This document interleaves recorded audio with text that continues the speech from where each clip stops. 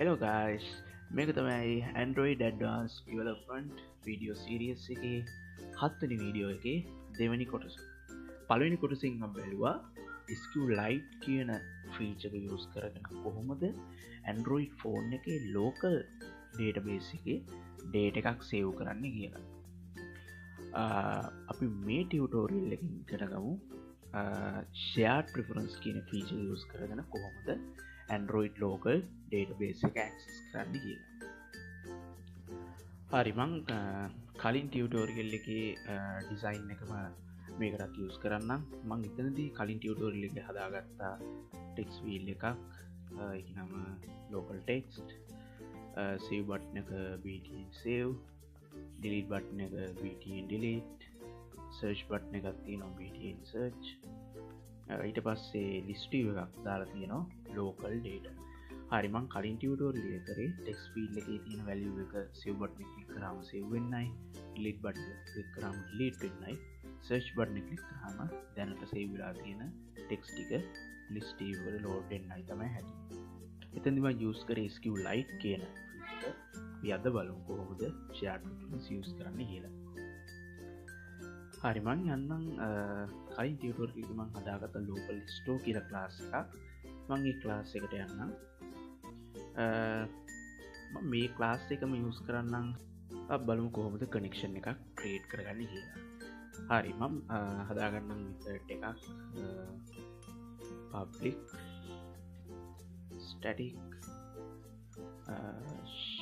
මම මේක return type එක දෙන්නම් shared preferences විදියට get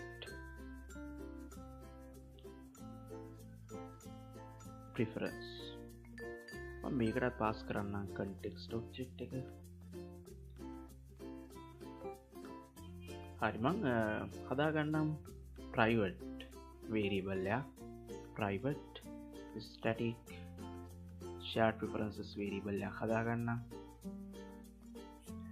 එතකොට අපි මේක ඇත්තටම ගත්තොත් class object වර්ග දෙකක් තියෙනවා. එකක් තමයි shared preferences, අනිත් එක තමයි shared preferences.editor කියන class එක.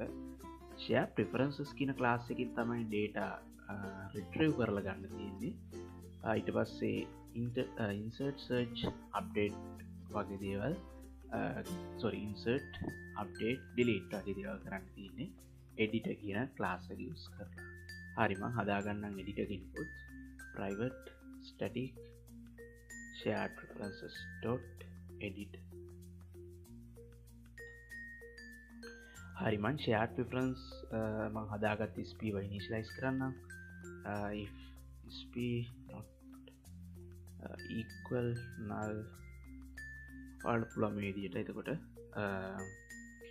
singleton use කරන්න. sp equal cd.get shared preferences. හරි මෙතනදිත් එතකොට SQLite database එකක් create කරන විදිහට මට පුළුවන් shared preference store එකක් create කරන්න. මං name එක දෙන්නම් my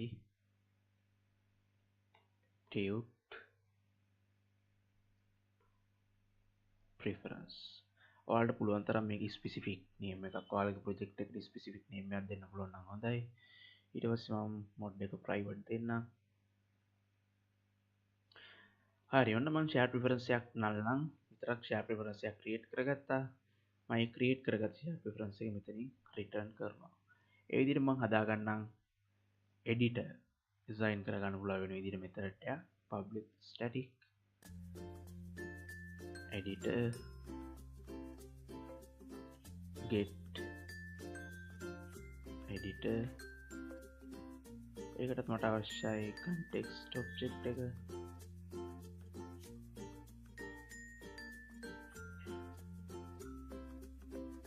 එහෙම නැත්නම් මම මෙහෙම දෙයක් කරන්නම්. මම මෙතනට පාස් කරන්නම් shared preferences object එක මට අවශ්‍ය නැහැ. මම මේක emptyම තියනවා. බලමු කොහොමද කරන්නේ කියලා.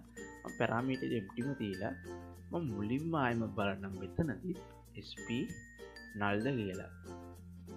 sp null නම් මම මොකද කරන්නේ? මම call කරනවා shared preferences method එක object එක return කරන get preferences method එක. හරි එතකොට එතනටත් මට ඇත්තටම context එක අවශ්‍ය හින්දා මම context එකක් හදාගන්නම්. හරි එතකොට මෙතනින් එක ආකාරයකට SP ඉනිෂියලයිස් වෙනවා. ඊට පස්සේ මට පුළුවන් SP යූස් කරගෙන editor කෙනෙක් හදාගන්න. sp.edit method එකෙන් මට පුළුවන් editor කෙනෙක් හදාගන්න. මම return කරනම් sp.edit.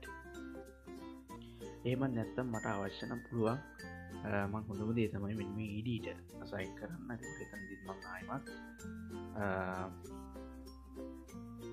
singleton pattern එක use කරනවා.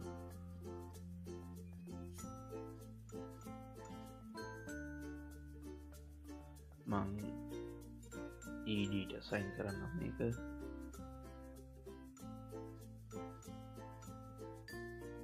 හරි මම වැරදි method එකට වගේ ගිහිල්ලා තියෙනවා. හරි මම මේක අන්ඩු කරන්නම්. හරි මෙන්න මෙතන if එකක් දාලා මම check කරන්නම් edt null කියලා null නම් මම edt එකට assign කරන්නම් sp.edit. ඊට පස්සේ මම return කරනවා edt.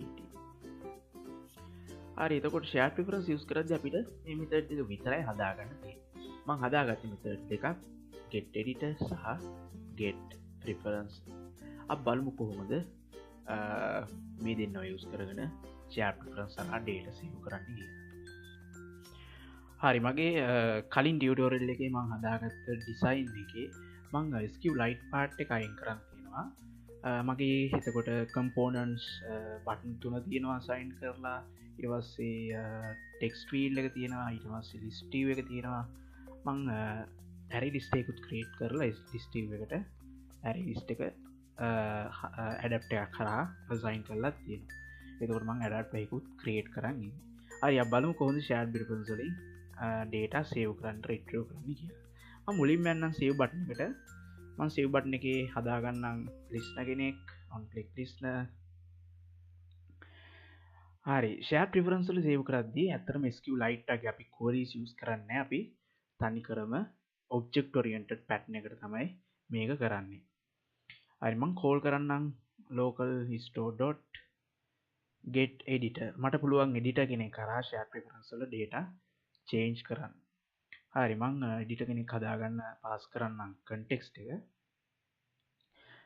මේකේ තියෙනවා මට අවශ්‍ය නම් එක එක වර්ගයේ values store කරන්න පුළුවන්.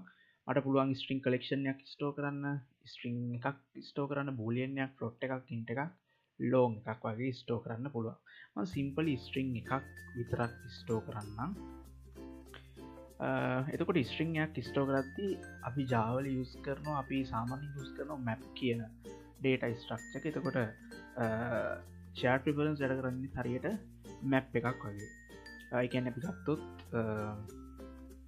මොකක් හරි value එකක් bind කරන් ඉන්න key එකක් තියෙනවා. හිතන්න මට අවශ්‍ය නම් v2 කියලා value එකක් ගන්න. මම ඒක යම්කිසි key එකක් යටතේ bind කරලා තමයි value එක දාන්න ඕනේ.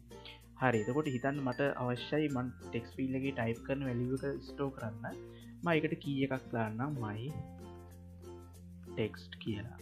මම my text කියන key එක යටතේ store කරනවා මගේ text field එකේ text එක.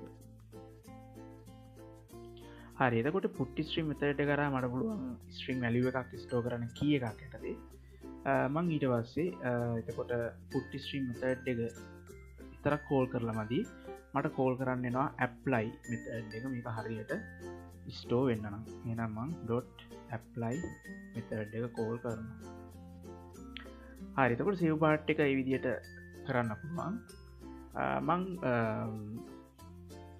load part එක කරන්න, ඒ කියන්නේ search part එක කරන්න. search method button එකට මම ලියන්නම් listener කෙනෙක් listener. මට පුළුවන් මම save කරපු value එකක් shared preference එකකින් අරගන්න පුළුවන් preference object එක use කරලා. එහෙනම් මම කියන්නම් local store.get preference. එතනටත් මම context object එක පාස් කරන්න .get string මට පුළුවන් string key එකක් පාස් කරලා අවශ්‍ය string එක අරගන්න මේ s1 කියන එකෙන් පාස් කරන්න තියෙන්නේ හදිසියවත් key එකකින් value එකක් නැත්නම් return කරන්නේ s1 කියන object එක. එහෙනම් මම කිව්වොත් my text load කරන්න කියලා මම දෙවෙනි පැරාමීටර් එකට දුන්නොත් null කියලා my text වලින් value එකක් නැත්නම් return කරන්නේ null value එක. දැන් my text වලින් value එකක් නැත්නම් මට abc return කරන්න ඕන නම් මම මෙතනට දෙනවා abc කියලා. හරි මම දැනට null assign කරනවා. මම මෙතනින් return කරන string එක assign කරගන්නම් variable එකකට. මම if එකක් දාලා බලනවා w not equal null කියලා. w null නැත්නම් මම ar කියන array list එකට add කරගන්නම් w ඊට පස්සේ මම adapt එක notify change කරනවා. හරි එතකොට ඔයාලට පුළුවන් මේ notify change method එක data set method එක සම්බන්ධයෙන් කරුණු බලන්න පුළුවන් කලින් tutorial එකේ. හරි මම array list එක clear කරගන්නම්. අපි බලමු මේක කොහොමද වැඩ කරන්නේ කියලා මම run කරන්නම්.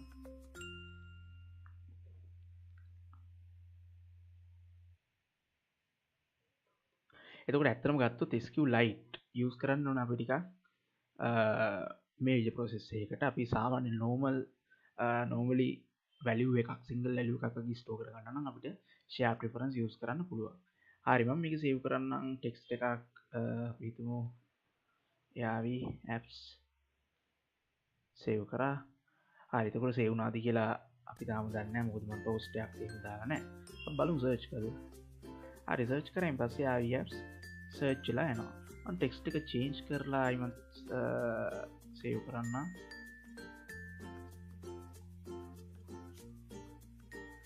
save කරා search කරායින් පස්සේ date එක search වෙලා එනවා. අපි බලමු application එක close කරලා කොහොමද මේක කරන්න කියලා.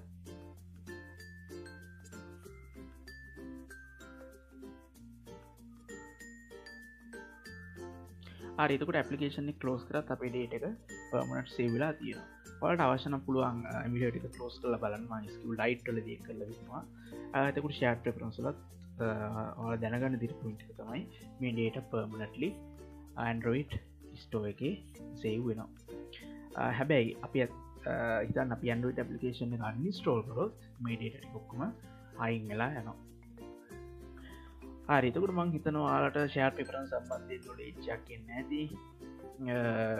එතකොට සරලවම කරන්න තියෙන ඔයාලට share preference use කරාම single data එකක් save කරන්න පුළුවන්. එතකොට ඒකට methods කීපයක් දීලා තියෙනවා. මතක ඇතුව මෙන්න මේ apply method එක call කරන්න ඕන නැත්නම් මේක data එක ඇත්තටම කිව්වොත් save වෙන්නේ නැහැ. ඊට පස්සේ search කරන්න ඕන නම් ඔයාලට පුළුවන් data එක මේ විදිහට search කරන්න. හරි අපි දැන් එක දෙයක් බලන්න තියෙනවා බලමු data එකක් delete කරන්න කියලා. delete set on click list එක මම list එක set කරන්න. එතකොට ඇත්තට මේකත් ලොකු අමාරු දෙයක් නෙවෙයි. මට පුළුවන් local store.get editor හරහාම data එක remove කරලා දාන්න. main activity.this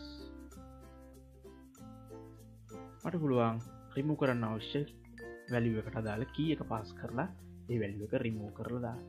හරි මම කියන්නම් my underscore text remove කරන්න කියලා. remove කරන්න කියලා මම ඒක apply කරන්න. හරි ඊට පස්සේ අපි ගත්තොත් දැන් මෙතන null උනායින් පස්සේ value එක අපි කියමු ar.add no values. හරි අපි බලමු මේකත් run කරලා.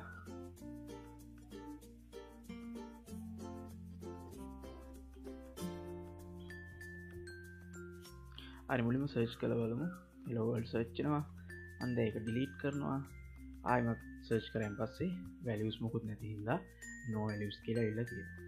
හරි එතකොට ඔයාලට පුළුවන් shared preference වගේ දෙයක් use කරන්න පුළුවන් ඇපලිකේෂන් එක රිමෙම්බම වගේ ඔප්ෂන් සල්ට ම ඉස්සරහට සිරියස එක ඉස්සරහට යෝගලන්ට මං හදල පෙන්න්නම් ඇපලිකේෂන් විසෙට් කොහොමද බිල්් කරන්න කියලා මන් දැනට වාලට මේ බිසික් කන්සෙප් එක තමයි කියා දෙන්න හරි ඊළඟ ටියටෝරියල් නුත් හම්බමු ඔයාලට පුළුවන් channel එකට subscribe කරන්න අයිතකොට ඔයාලට පුළුවන් මේ විදිහේ ටියටෝරියල් තවත් ඉස්සරහට බලාගන්න thank you